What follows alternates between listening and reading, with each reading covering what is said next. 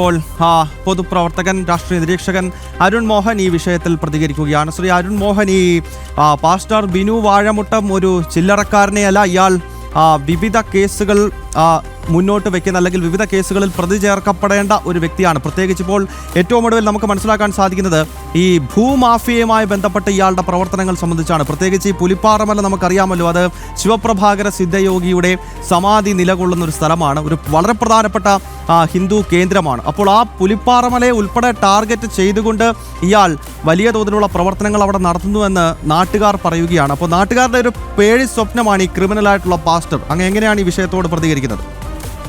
നമ്മൾ കേവലം ഈ ഒരു പാസ്റ്റർ എന്നൊക്കെ പറയുന്ന സമയത്ത് മനസ്സിൽ നമ്മളെ സംബന്ധിച്ചൊരു ധാരണ, കയ്യിലൊരു ബൈബിളും പിടിച്ച് ഈ ക്രൈസ്തവ വചനങ്ങൾ ഈ വഴിയിലൊക്കെ നിന്ന് സംസാരിച്ച് അതിൽ നിന്ന് കിട്ടുന്ന ചെറിയ വരുമാനം കൊണ്ട് അവനവന്റെ വീടും കഴിഞ്ഞു പോകുന്ന പാസ്റ്റർമാരുണ്ടായിരുന്നു ഒരു കാലഘട്ടത്തിൽ.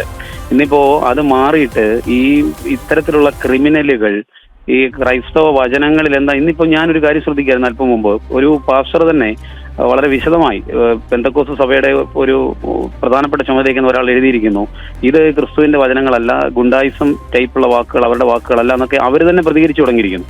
ഈ ബിനു വാഴമുട്ടത്തെ സംബന്ധിച്ച് പറഞ്ഞാൽ വളരെ വ്യക്തമായിട്ട് പത്തനംതിട്ടക്കാർക്ക് മുഴുവൻ അറിയാവുന്നതാണ്. 2014 വരെ പ്രത്യേകിച്ച് ഒരു പണിയുമില്ലാതെ ഇതിലെ അലഞ്ഞു നടന്നിരുന്ന ഒരു വ്യക്തി. അയാൾ ഈ മരക്കാർ മോട്ടോഴ്സിന്റെ കെട്ടിടത്തിന് മുകളിൽ ഒരു ചെറിയ കെട്ടിടത്തിൽ ചെറിയ വാടകയ്ക്ക് 10 പേരെ വിളിച്ചിരുത്തി പ്രാർത്ഥനയിൽ തുടങ്ങിയതാണ് 2014.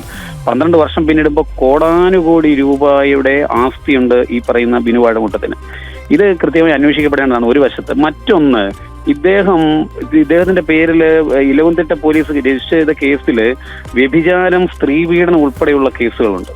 അതായത് ഒരു കാരണവശാലും ഒരു ദൈവവചനം പറയാനോ ദൈവദാസൻ എന്നൊക്കെ അവർ വിശേഷിപ്പിക്കുന്നത് പോലെയോ മനുഷ്യന് കാണാൻ സാധിക്കുന്ന ഒരു വ്യക്തിയല്ല. അയാൾ ഒരു അധോലോക നായകന്റെ പരിവേഷത്തിലാണ് അവിടെ പ്രവർത്തിച്ചുകൊണ്ടിരിക്കുന്നത്. അയാളെ ചോദ്യം ചെയ്യാൻ രാഷ്ട്രീയക്കാരുമില്ല. നമ്മുടെ പ്രധാനപ്പെട്ട രാഷ്ട്രീയ നേതാക്കന്മാരെല്ലാം അയാൾക്കൊപ്പം നിൽക്കുന്ന ഫോട്ടോ പരസ്യമായിട്ട് അയാൾ പോസ്റ്റ് ചെയ്യുന്നു. ഈ യൂത്ത് കോൺഗ്രസിന്റെ പല നേതാക്കന്മാരും ഒരുമിച്ച് ഈ ചില ചാരിറ്റി പ്രവർത്തനങ്ങളുടെയൊക്കെ പേരിൽ അയാളുമായി നിരന്തരം ബന്ധപ്പെടുന്നു. എല്ലാ രാഷ്ട്രീയക്കാർക്കും പണം വാരി എറിഞ്ഞുകൊണ്ട് അയാളുടെ ഒരു സാമ്രാജ്യം പത്തനംതിട്ടയിൽ ഉണ്ടാക്കിയിരിക്കുന്നു.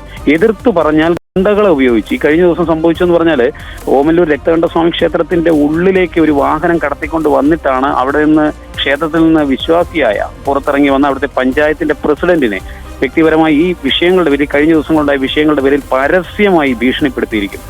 ഈ ചിത്രങ്ങൾ മൊബൈലിൽ പകർത്തിയ രേഖ സ്നേഹപ്പച്ച അവരെ ഒരു ബൈക്കിലെത്തിയ 2 ഗുണ്ടകൾ ചെന്നിട്ട് പറയുന്നു, 2 ദിവസത്തിൽ കൂടുതൽ നിങ്ങളെ വെച്ചേക്കുകയല്ല.